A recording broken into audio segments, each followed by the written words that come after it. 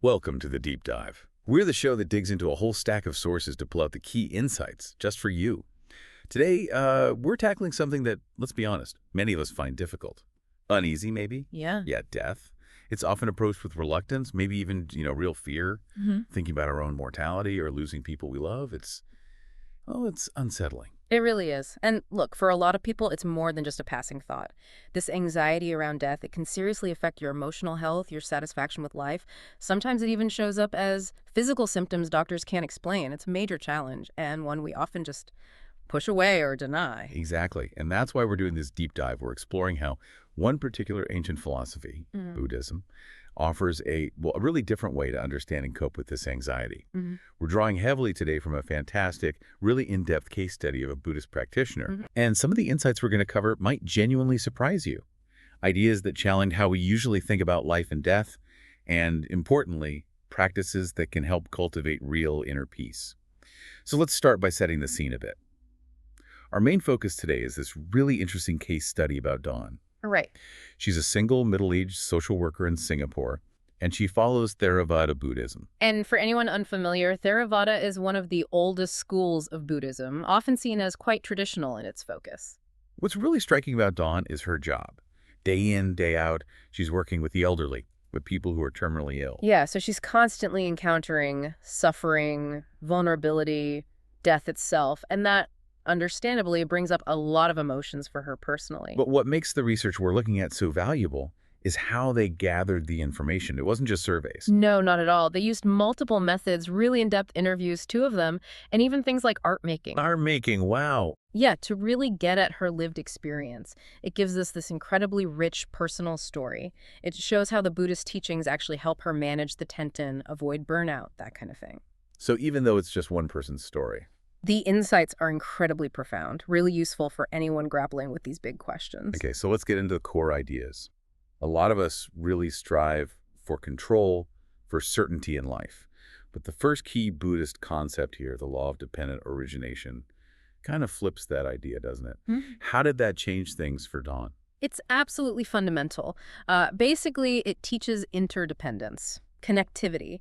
The core idea is that nothing, absolutely nothing, exists on its own. Everything comes about because of a whole web of causes and conditions interacting. Okay, interdependence. And the really crucial part of that for Dawn and for this discussion is impermanence. Because those causes and conditions, they're always changing, constantly shifting, which means everything, including us, our sense of self, it's not solid. It's always in flux, ever changing. So it's not like giving up, is it? It's more about seeing how fluid everything is. How does Dawn actually live with that, especially given her work? Precisely. It's not pessimistic at all, actually. For Dawn, it led to a more positive outlook. It helped her become less self-centered, less focused on me, and more able to just be in the present moment.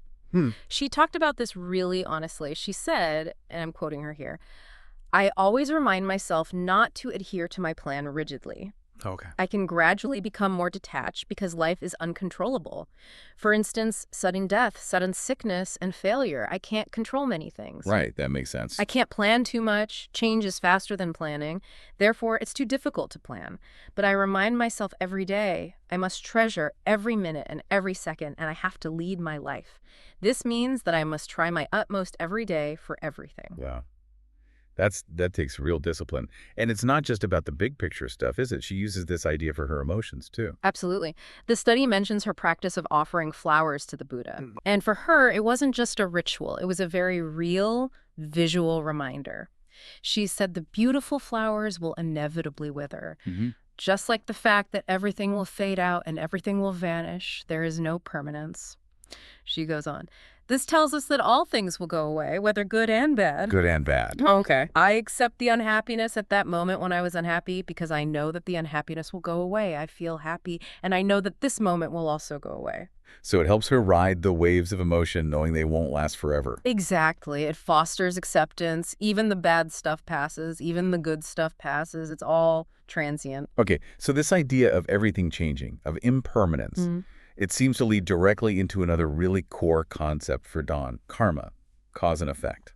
Now, karma gets talked about a lot, often kind of superficially, like it's just fate or getting what you deserve. How does Dawn understand and use it, especially when things get tough? Yeah, that's a really important distinction. It's often misunderstood. In Buddhism, karma isn't about fate or some external judge. It's more about, well, intentional actions. Actions, whether they're from this life or even in their belief system, previous lives, they create ripples, they have effects. Good intentions and actions tend to lead toward positive outcomes, while harmful ones tend to lead toward negative ones. So it promotes taking responsibility. Very much so. It encourages being mindful of your actions, your intentions, and taking ownership of the consequences. Can you give an example of how Dawn applied this when she was facing a difficult time? Yeah, there's a really powerful example in the study about a former boss she had who was, well, quite biased against her. Oh, wow. Instead of just feeling angry or like a victim, which would be a very common reaction, Yeah. she looked at it through the lens of karma. She said she felt this difficult relationship was due to karma that has been brought forward from my previous lives.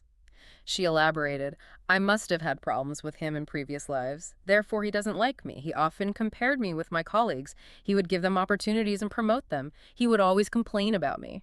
Harshly.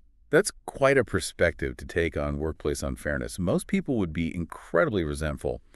How did thinking about karma change her response? Did it stop the anger? That's the crucial part. It didn't breed resentment for her. Quite the opposite, actually. Understanding it this way allowed her to let go of hatred. It actually helped her forgive the people who hurt her. And that fostered compassion, both for others and, importantly, for herself. Of compassion too, right? Yes. She Yeah. put it this way. The most important issue is the continued self-compassion and compassion towards other people. I'm very open. I forgive what I can forgive. This benefits me. That benefits her. Interesting. Exactly. She continues. Meanwhile, I fight for what I should fight for, but if I'm unable to fight for it, I'll take it easy. I won't tangle with others. Okay. I won't blame them, those who bully me, because they are ignorant about the phenomenal reality, but I'm also too ignorant to be qualified to blame them. Wow, that level of forgiveness Yeah. and that humility. It's really something. What is it about viewing things through karma that allows that shift? And what practical difference did it make for her? Well, I think it helps depersonalize the hurt, It allows you to see that maybe the other person is also acting out of their own conditioning, their own ignorance of reality, as she says. They have their own causes and conditions. Right, it's not necessarily about you. Exactly. And the impact on Dawn was significant. The research shows it really helped her regulate her emotions better.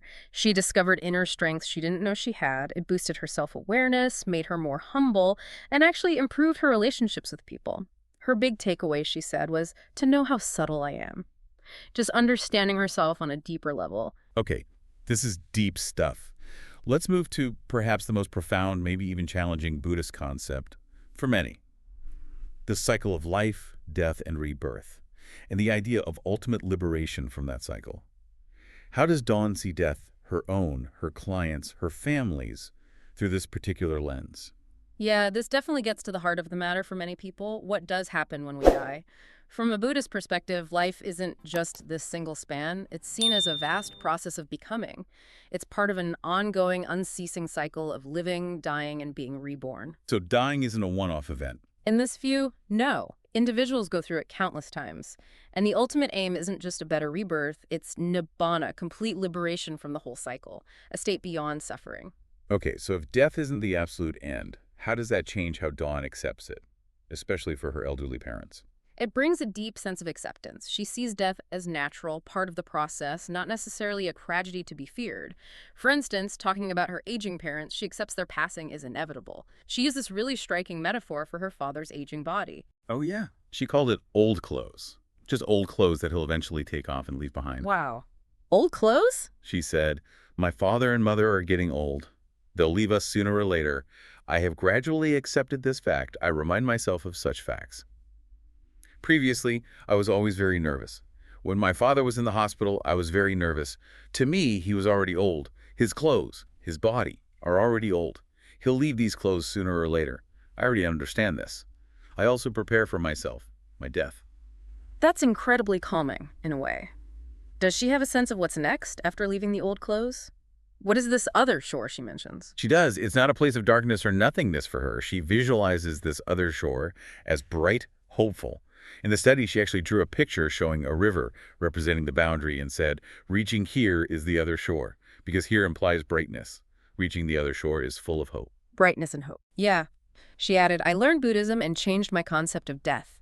Death does not necessarily mean darkness. Perhaps I can reach the other shore after death.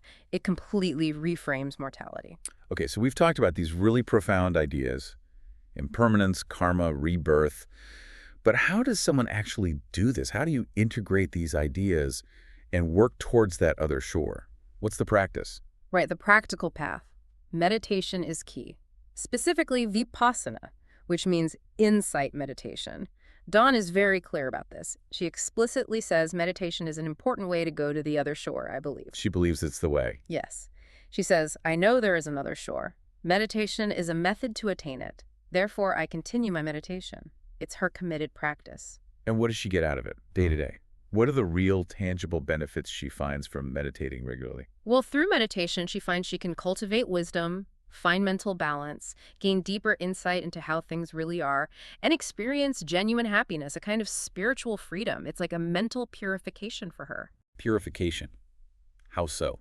Does it help with letting go? Definitely. She talked about how it helps her surrender attachments. She said, I surrender what I don't need, what tightens me, what affects my practices, and particularly my attachment. Attachments. This is liberation, she says. When I give up these, I can forgive those who treat me badly because I can reduce self-centeredness. I know more about myself. I know why I was unhappy. When I meditate, I have the feeling that if I don't attach so much and if I can become more open, I'll be happy. So it leads to self-awareness even during difficult emotions. Exactly. She even said, when I cry, I'm mindful. I know why I'm crying. That kind of discipline awareness, developed through meditation, is what prepares her mind for a peaceful death whenever it comes. Which brings us to this really powerful unifying idea, the non-duality of life and death. Hmm? What does that actually mean to say they aren't separate? That sounds paradoxical. Yeah. It can sound that way initially, yeah, but it's absolutely crucial for really getting beyond death anxiety. It means life and death aren't enemies, not opposites fighting each other. They're more like symbiotic, different expressions of the same underlying process. Two sides of one coin. So death isn't the opposite of life, but necessary for it. In this view, yes. Death allows for renewal, for new life to arise within the cycle. The suffering we feel about death often comes from being attached to this particular form, this particular life, not wanting it to end. By understanding what Buddhism calls the empirical self, recognizing that this body, this personality, isn't a fixed, permanent thing, but a temporary manifestation. Like the old clothes metaphor again. Exactly. Recognizing that it's all transient helps dissolve the polarization between living and dying. It lessens the feeling of ultimate loss. And that allows Buddhists like Dawn to face death with tranquility and to process grief differently. Okay, this has been fascinating looking through Dawn's experiences, but what about for the rest of us? For you listening, maybe you're facing your own challenges, or maybe you work in healthcare, therapy, palliative care. Are these insights just for Buddhists? Oh, absolutely not. I think the findings from Dawn's story, this whole deep dive really, offers some very practical takeaways for everyone, regardless of their spiritual path, especially, as you say, for people in caring professions. That's great to hear. So what are some of those practical applications anyone could use? Well, one big one is about communication. This Buddhist idea of non-duality, seeing beyond opposites, encourages a really non-judgmental approach. Non-judgmental communication. Yeah. How does that help specifically? Think about end-of-life care. Being able to listen without judgment, with real respect for the other person's experience and beliefs, whatever they are, that builds immense trust. Palliative care workers, for example, can use this to foster really heartfelt communication just by being open and non-judgmental. And what about the specific Buddhist terms we've discussed, like karma or impermanence? Is knowing about them helpful? It can be, yes. For professionals working with Buddhist clients, or even just people influenced by these ideas, understanding terms like karma or impermanence can help them connect better. It allows them to understand the client's inner world, their values, maybe use that language respectfully to build rapport in spiritual conversations. It adds flexibility. Okay, good point. And the last big takeaway, the one that's maybe most widely applicable. Mindfulness. Definitely mindfulness training. This practice is incredibly powerful for cultivating calm, a peaceful mind. It builds self-awareness, self-acceptance, self-compassion, all things that directly counter death anxiety. And this isn't just a Buddhist thing anymore, right? Not at all. The science is clear. Mindfulness shows positive results for all sorts of conditions, physical things like cancer or chronic pain, and mental health issues like depression, anxiety, even professional burnout. And you don't need hours a day. No. You can weave mindfulness into everyday things. Mindful eating, mindful walking, even gardening. Little moments throughout the day. It really builds mental resilience and prepares you for whatever life throws your way. Okay, so let's quickly recap as we finish up. What we've seen through Dawn's story is how Buddhist teachings, ideas like dependent origination, karma, rebirth, and the vital practice of mindfulness meditation offer this really rich framework. It's a framework for building inner resources: self-awareness, acceptance, compassion, seeing beyond opposites, forgiveness. And these are the very tools that can help transform that deep fear of death into potentially a path towards peace, towards liberation even. Exactly. So here's something to leave you with, a final thought to mull over. If life and death aren't actually enemies, if they're just interconnected parts of one continuous process, how might really believing that change how you live each moment? And how might it change how you approach the inevitable end? What would it look like for you personally to truly live a good life as the best preparation for a good death?